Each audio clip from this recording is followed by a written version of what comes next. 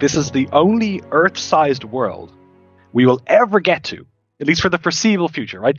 Other Earth-sized worlds are orbiting other stars. There is no conceivable way we're going to get to them in any kind of timeline we can think of. But there's one right next door. This is Life's Tough. Explorers are tougher. And I'm your host, Richard Wiese. Scratch the surface of an explorer and you'll find an adventure and a great story. This show is about their tales.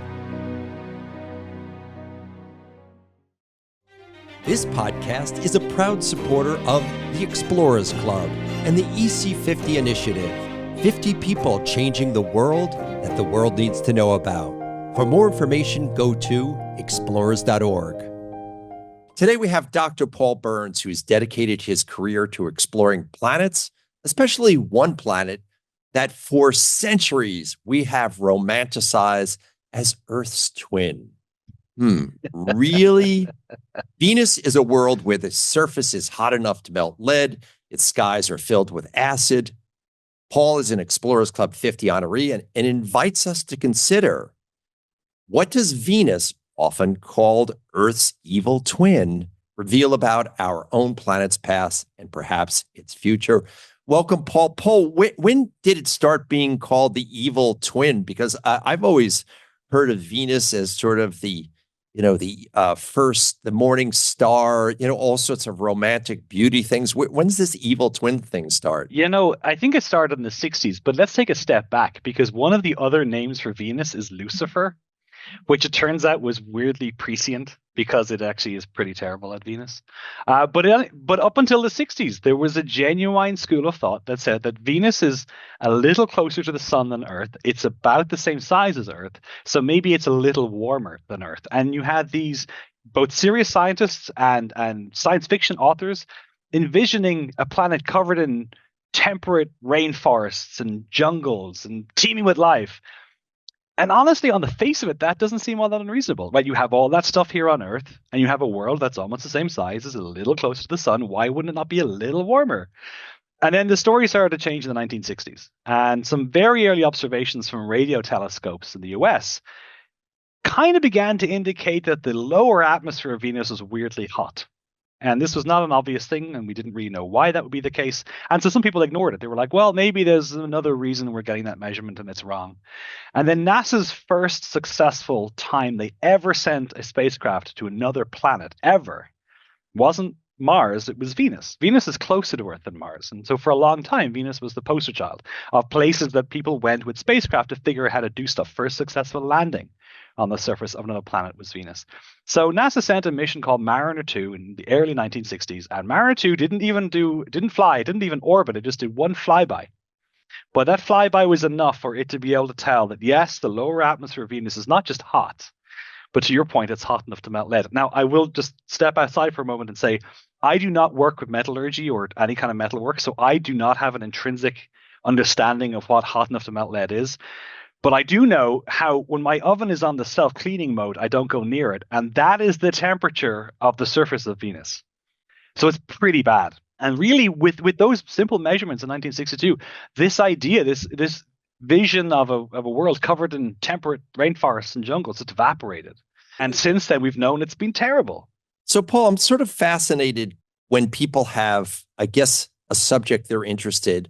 When you were a kid, what was sort of the gateway activity to being interested in Venus or planetary science? You see behind me, I have a telescope, and I know in the 1960s during the Apollo missions, during those moon things, I would stare through my Sears telescope, just hoping if I looked hard enough that I would see, the spacecraft or where they landed. So what was your gateway activity?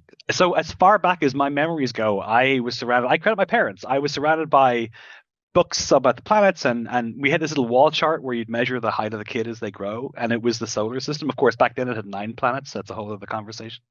But I grew up with this stuff. And I had older uncles and aunts who, some of whom were interested in this kind of stuff. And I just got into astronomy early on. And I was encouraged for this by my parents. My mom used to bring me in as a 6-year-old to astronomy meetings in Dublin city centre, where I didn't understand half of what they were talking about. And I didn't even have a telescope at the time. I had a pair of binoculars, which I got to say, even on a clear night, binoculars are a pretty powerful thing to look into the night sky. And I just got hooked. But then, it went away for a while. And it all came back in 1999. It was the 30th anniversary of the Apollo 11 landing, and there was just a lot of was wall-to-wall coverage of all these shows and these episodes and magazines celebrating what had happened at that point 30 years ago, which I got to tell you, as a 16-year-old, seemed a really long time ago. And I am horrified that we're now 55 years from the Apollo 11 landings. But that all rekindled it immediately. And within the next year or two, I was going to college. And at that point, I was dedicated just to doing something that would get me into kind of space adjacent stuff. And then I almost effectively fell into doing geology. And then from that, I did planetary geology. And then the rest is history.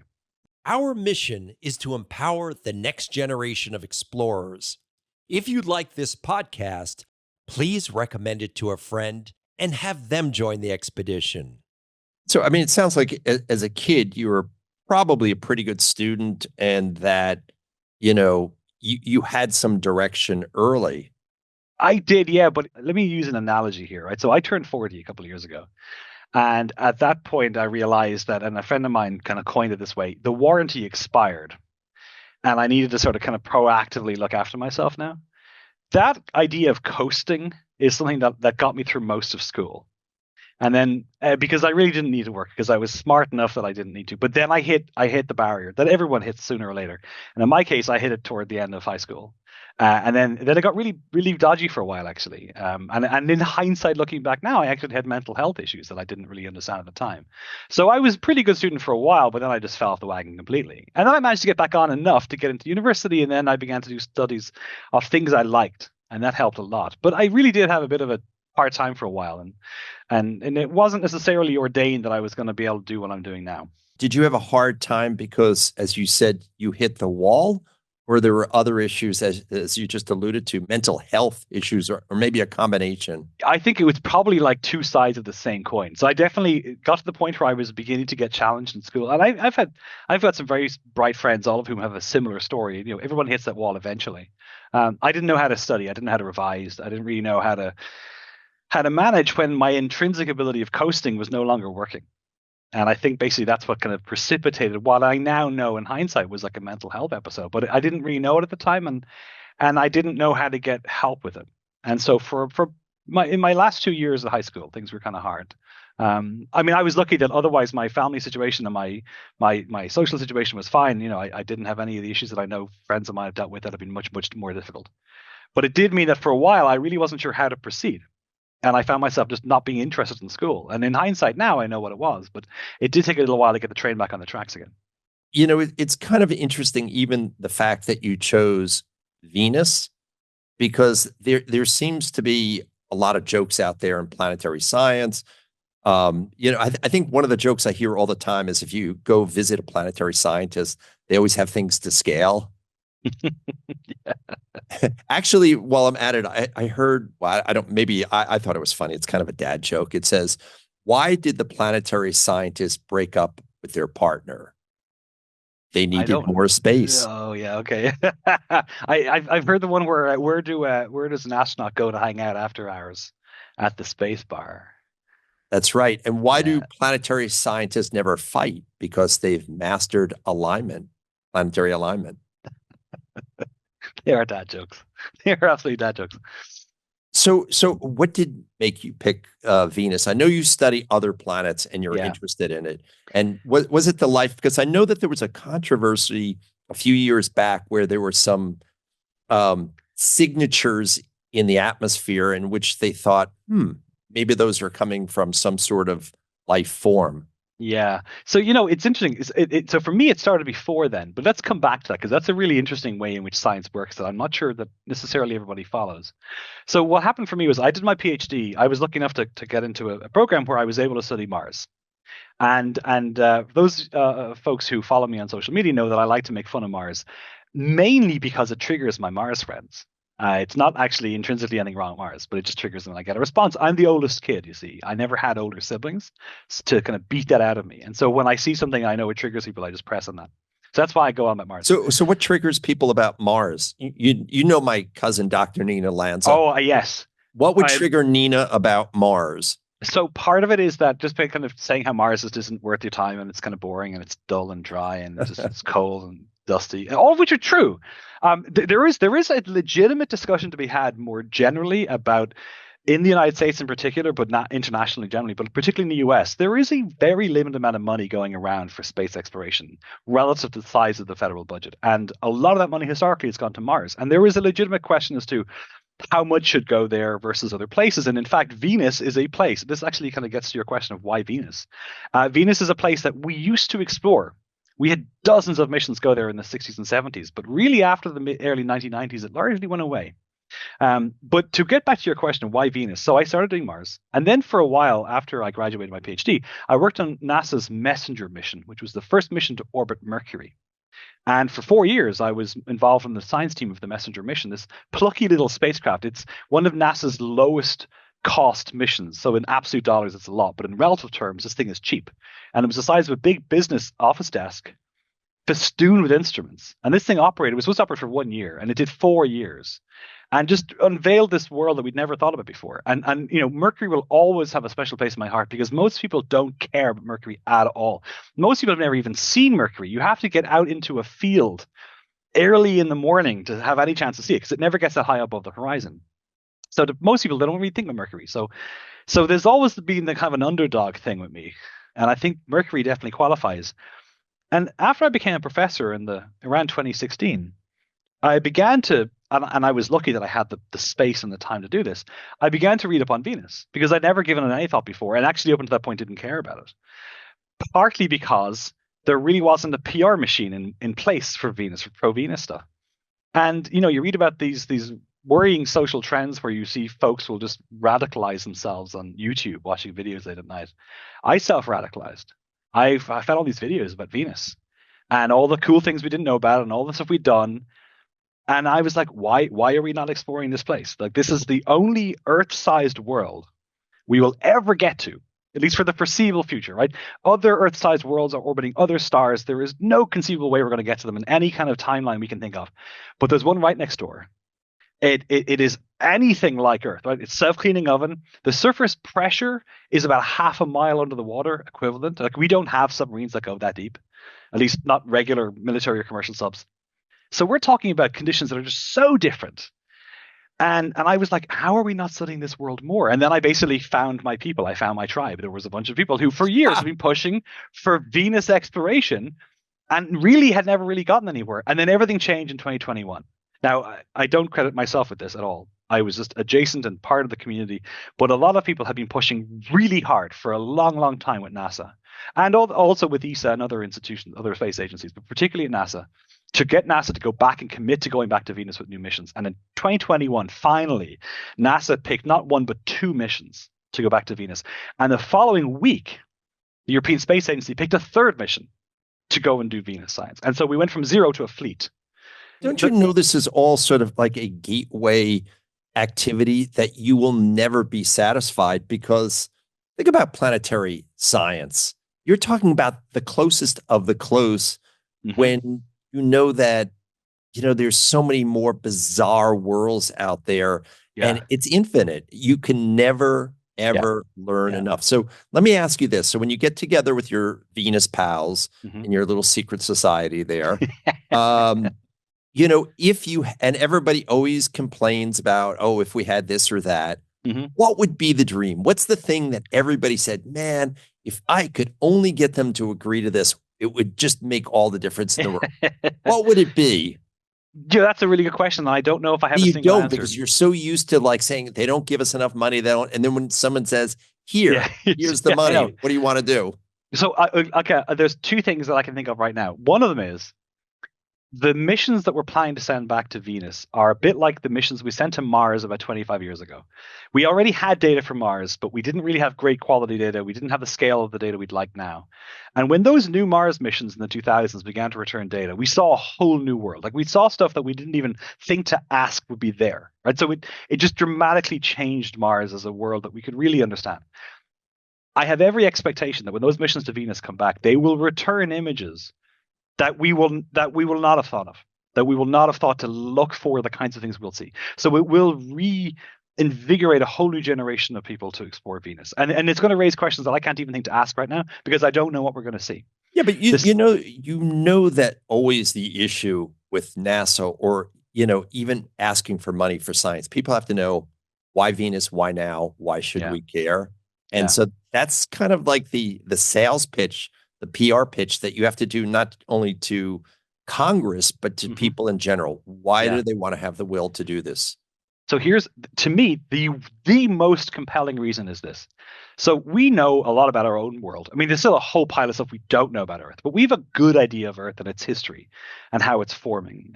And one of the most foundational questions we can ask is, are we alone?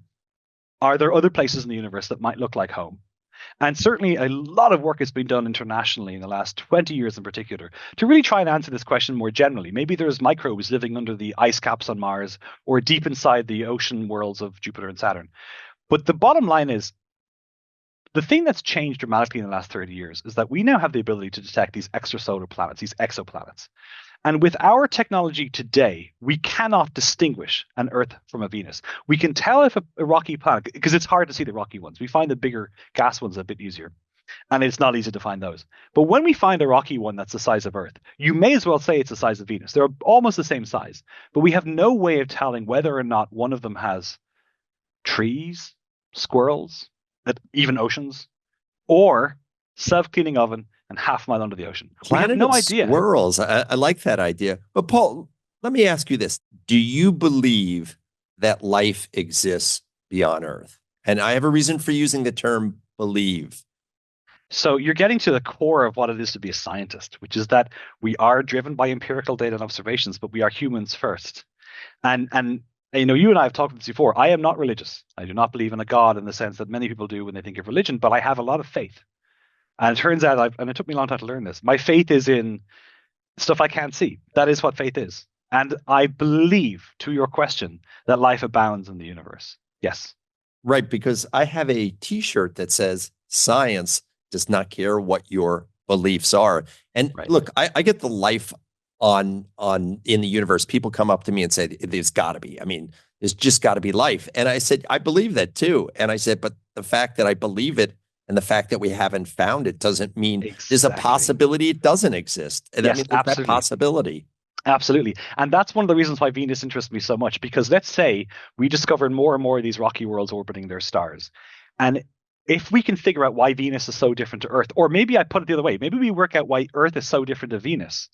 If we can figure out why these two worlds that on paper really ought to be twins, but in fact are not, or one is the evil version of the other, that will tell us whether or not we can reasonably expect to find Venuses orbiting other stars or Earths. It'll tell us whether what we see today is common in the universe or perhaps exceptionally rare.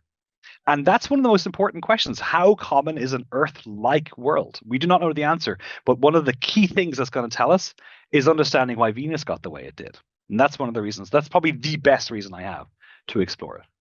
Hey, Paul, so you are a professor. And so I'm kind of curious what you tell your students the best reason to study planetary science and the worst reason to do it. What's the pro and con that you're taking someone who's 21 years old? So the best reason is there is no, in my opinion, better way of understanding just how precious and rare and special this world is than understanding that there's nothing like it that we found anywhere else. That's humbling, right? To help people understand, look after this place. There is no planet B. There is no place we could reasonably go that would be more hospitable than Earth in any conceivable future.